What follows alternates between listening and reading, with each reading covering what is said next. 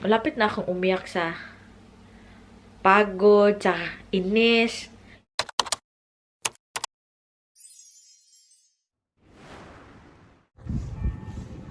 So, pasok na tayo sa Golden Gate.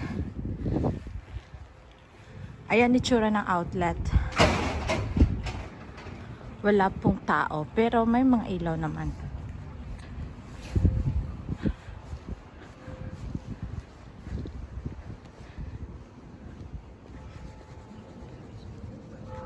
Hello! Z.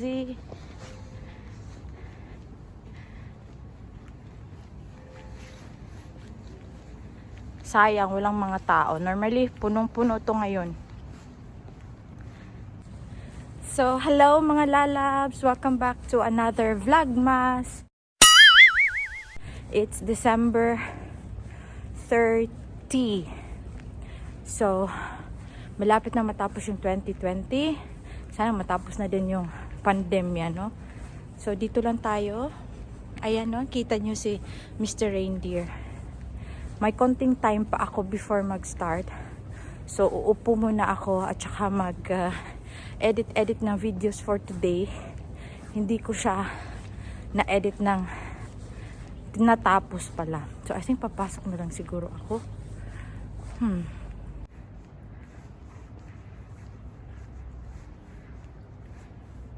So, ayan yung aming store. Medyo madali sana akong natapos kung nagbawas ako ng 2 beses. So, pumunta ako ng toilet ng 2 beses kasi 2 kape yung nainom ko kahapon. So, hindi din maganda na super daming kape, I think. Kasi, madami ka ding ilalabas. Tapos, yung sweat lang, yung parang pinapawisan ka, yun yung maganda din. Sa summer, maganda to. Pag dito yung kasawa ko. Hello! Ano ba yun? Hi! Good morning, good evening sa inyo. Dito na pala kami sa bahay. Kinuha ko si Sofia, tapos nagluluto na ako ng dinner. Luto ako ng sinangag kasi may bahaw. Para maiba naman, no? Lagyan ko lang ng konting mga, ano ba yun? Green peas at saka corn. Total, kumakain naman si Sofia at saka itlog. Kinuha ko pala si Sofia sa school, tapos nagkuha ako ng, dinaanan ko yung lechon belly. Kasi may order tayo na lechon belly bukas. Ay nako, hindi ko na alam gagawin ko kay Sofia. Panay lang, langi ba? Yung minsan, hindi mo na alam anong gagawin mo. Tingnan nyo.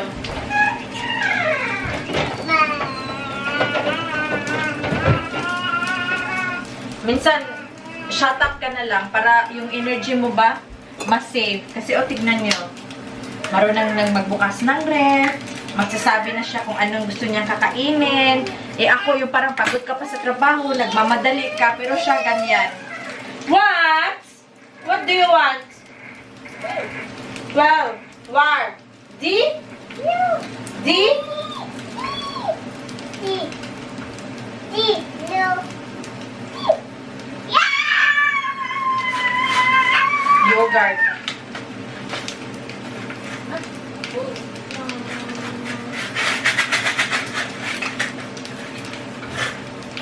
Nakain siya ng yogurt. Dapat mamaya pa.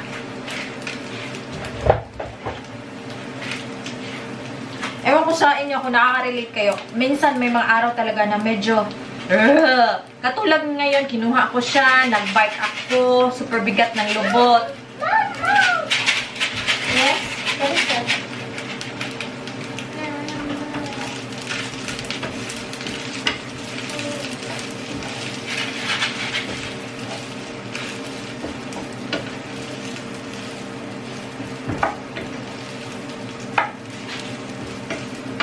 Nagsalang na pala ako ng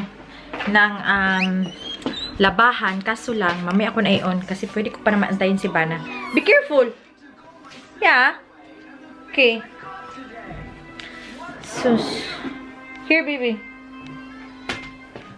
And then, thank you. May dumating na card. Ito yung sinasabi niya. Hi, they call me Vina. Thank you, Vina. Kahit late, andito na siya. Thank you so much. Kami, wala talaga akong na-send na Christmas cards. Actually, bumili ako nung stamps, pero hindi ako nakapag-send. Lagi lang akong mamaya. Ang dami naming cards dito sa bahay, pero hindi ako nakapag-send. Ito yun, oh. Ito yun, oh. Andyan.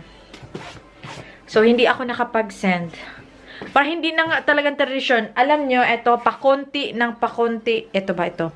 Pakonti ng pakonti yung mga cards na dumadating sa amin. Kasi, 'di ba? Dati yung mother-in-law ko talaga nagbibigay ng super malaking magagandang Christmas cards from UK, talagang English, tapos super ganda ng mga cards nila. Pero ngayon, sabi namin, why don't you save your money? Enough naman yung Merry Christmas ka online, 'di ba? Kaya yun, hindi na siya nagpadala. Sus, yung yogurt. What happened? What are you doing? Yung yogurt nilagay niya sa rice, hindi pa kasi luto yung chicken. Andyan, oh. What were you doing? Okay. Yeah, okay. Hayaan ko lang yan kasi kumakain naman, 'di ba? Hayaan lang. Problema pag hindi kumakain. Mamaya kakain na naman 'to kasama ko at saka yung sa dada niya. So, hayaan lang natin muna. Ay, pakita ko pala sa inyo before ko makalimutan. Naalala nyo to, nakita nyo to siya sa yung sa cake na pinost ko dati din sa YouTube at saka ito din sa ilalim.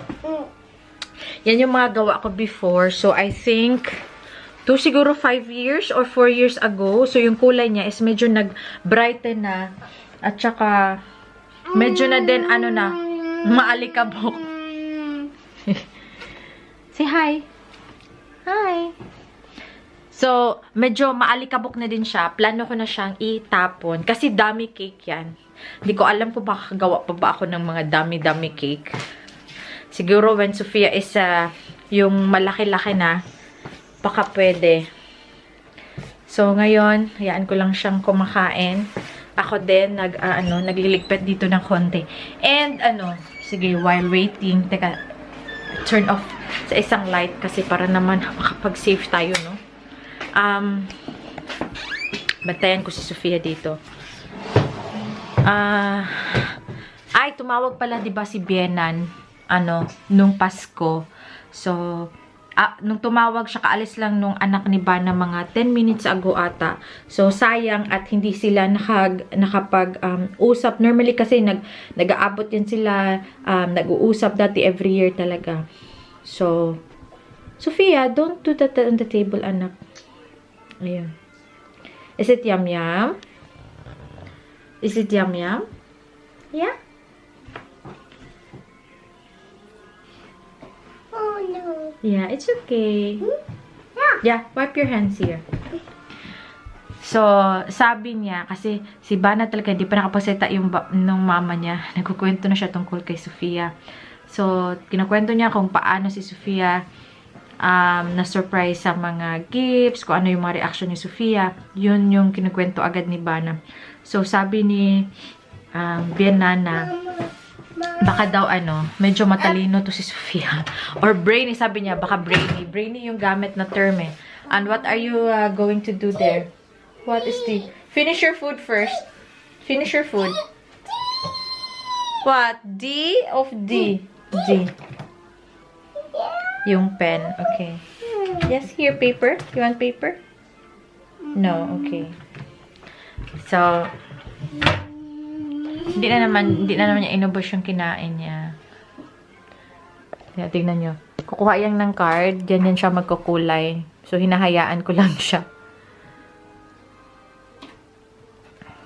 Yes, on the table, please. Yes. Here with Mama. Yeah? You want to sit with Mama? Okay. Oh!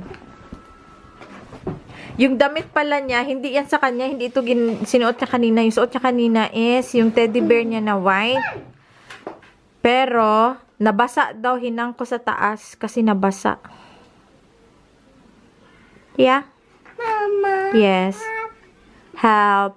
Help, Mama. Okay. Okay, what do you want, Mama? Put your hands. Help. Okay, write it down. Si Sofia, pag nagsusulat, right?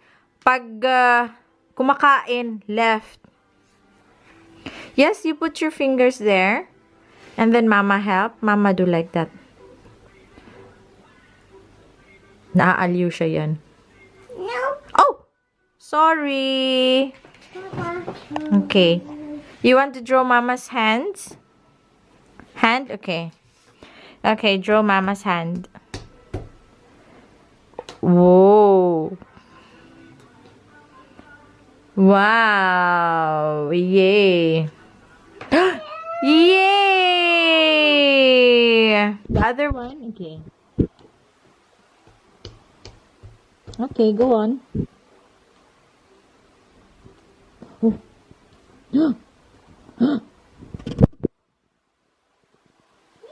Yay! It's done!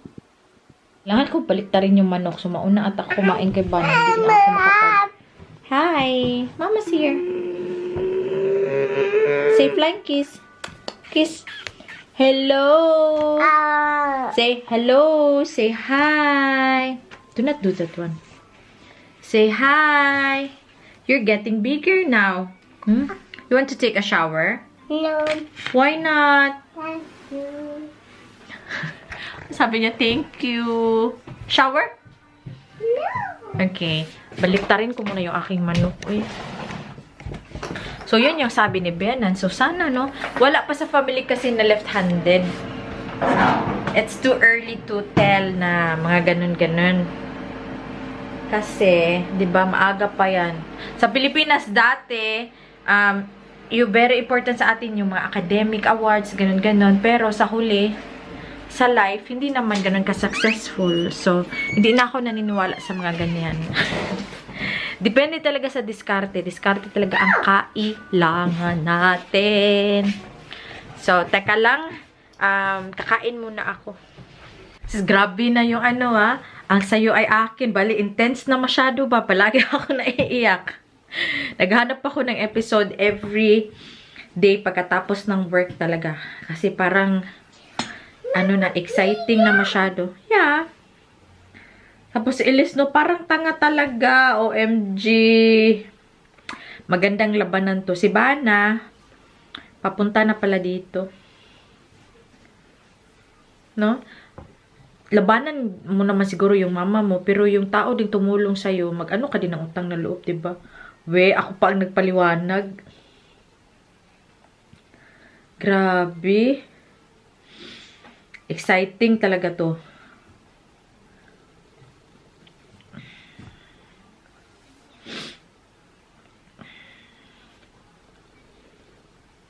Ganda. Tapos, minsan na kasi yung from ABS-CBN, pero alam nyo, yung mga nag-upload at saka nagkukwento ng mga YouTuber, grabe, ang galing nilang ano, saan ba sila kumuha ng mga kwento na ganyan? Parang alam nila ba kung ano yung mga karugtong na nakalaya na si Lusing, tapos, pumunta siya dun sa isang tao na kasosyo dati ng ano, ay kakilala nila before, na sinabi daw na, parang, ano ba yun?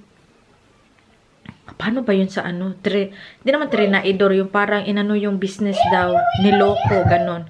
Dapat na si Marisa pala yung mayaman. Exciting. Exciting talaga to. Kasi manood mo na ako mga lalabsa. Tapos na pala kami kumain, wala na. Kinain ko na lahat. Rice na naman. Okay lang yan kasi may kape naman. Hawang talaga yung tiyan ko. A few moments later. Hi, mga lalabs. Kalimutan ko nang nag-vlog kanina pagdating ni Bana kasi medyo malapit na akong umiyak sa pagod, sa inis. Ewan ko, parang inis ako sa sarili ko na hindi naman pwedeng magalit ako kay Sofia kasi parang sobrang pagod today. Wala naman kami talagang ginawa sa trabaho. Pero hindi ko alam. Basta parang naano ako ngayon. Outburst ba yan sa English? Para bang sobra na gusto mo na lang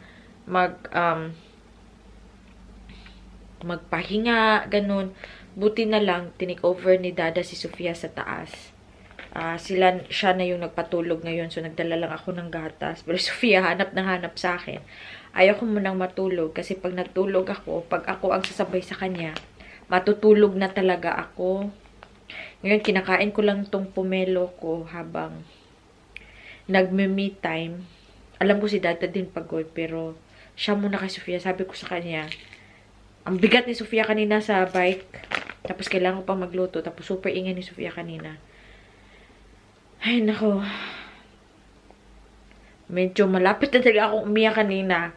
Parang pinigilan ko na lang ba.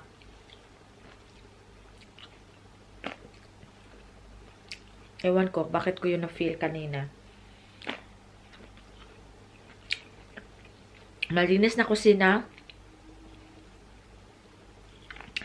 Tapos yung baboy, nalagay ko na sa ref kasi para yun bukas. Kukunin din yun bukas. Bukas ko yun lulutuin. Malinis na din dito. Hindi naman malinis yung nalagay ko na sa mga dapat lalagyan ba. And wala, yun lang. Talagang parang napagod din ako nung Lunes, Martes. 2 araw. Ang dami kong yung parang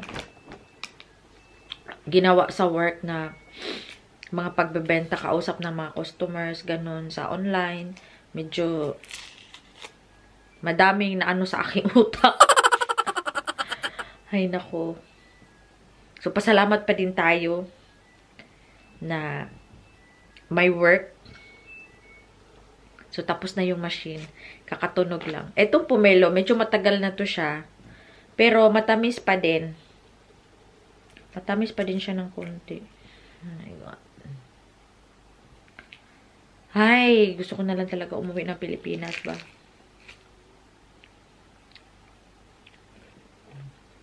Ayan ko.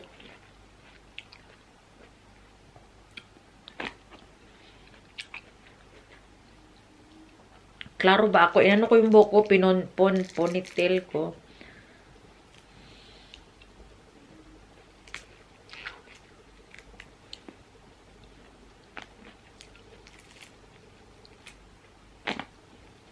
갑자기 내게 나타나준 너 난 아무 말도 할 수가 없었지